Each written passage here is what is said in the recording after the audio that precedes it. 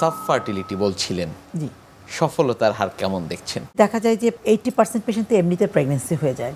তার ভিতরে দেখা যায় যে হয়তোবা আমরা একটু কাউন্সেলিং করলে কখন একটু ওভুলেশন হয়, কখন তারা একসাথে থাকবে, কখন ফার্টাইল টাইম কোনটা, এটাকে একটু কাউন্সেলিং করলেই কিন্তু আরও 10% পেশেন্ট এমনিতে মানে তা উইদাউট এনি ট্রিটমেন্ট তারা প্রেগনেন্সি চলে আসে।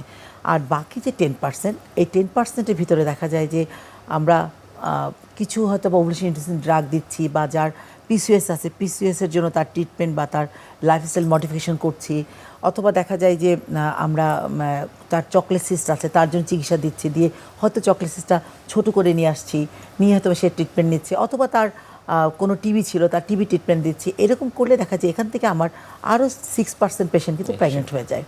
এখন আমি যদি একেবারে আমরা যেটাকে বলি যে সাবফার্টিলিটির জন্য যে বিশেষ যে ট্রিটমেন্টগুলো আছে, সেটা হচ্ছে যেমন এআরটি ট্রিটমেন্ট যেটা বলা হয়। এই এআরটি ট্রিটমেন্ট যেটা মানে আর্টিফিশিয়াল যেটা ট্রিটমেন্ট করছি আমরা, সেইটার জন্য আমরা দুইটা পদ্ধতি ইউজুয়ালি ইউজ করি, একটা হচ্ছে আইভিএফ, একটা হচ্ছে আইওআই ইউজ করি। আইওআই তো আসলে কিছু না, আইওআই মানে হচ্ছে ইন্ট্রা ইউট্রাইন ইনসেমিনেশন। এটাকে আসলে নর্মালের ব্যাপারই কিন্তু একটু জাস্ট অ্যাডভান্স করে দেওয়া। যদি এমন থাকে যে হাজব্যান্ডের তার ইম্পোর্টেন্সি থাকে, বা তার কোনো প্রিম্যাচিওর ইজাকুলেশন হিস্ট্রি থাকে, অথবা যদি এমন থাকে যে তার কোনো সার্ভাইকাল কোনো অ্যান্টিস্পার্ম অ্যান্টিবডি পজিটিভ থাকে, অথবা কোনো কিছুর কারণে তারা থাকতে পারছে না, সেই ক্ষেত্রে আসলে আইওআইটা ভালো।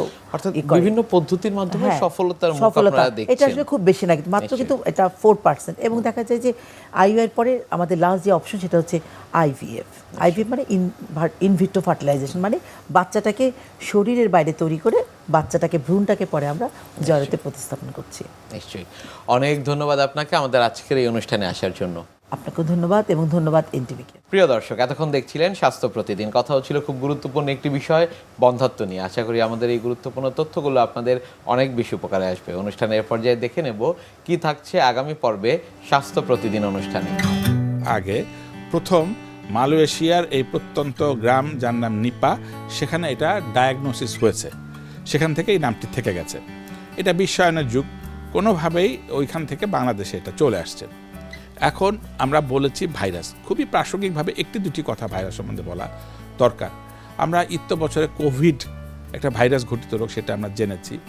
ডেঙ্গু, চিকুনগুনিয়া এগুলি আমরা জেনেছি, এবং সেগুলির ক্ষেত্রে আমরা বলেছি যে এর কোনো চিকিৎসা নাই, মানে সুনির্দিষ্ট চিকিৎসা নাই।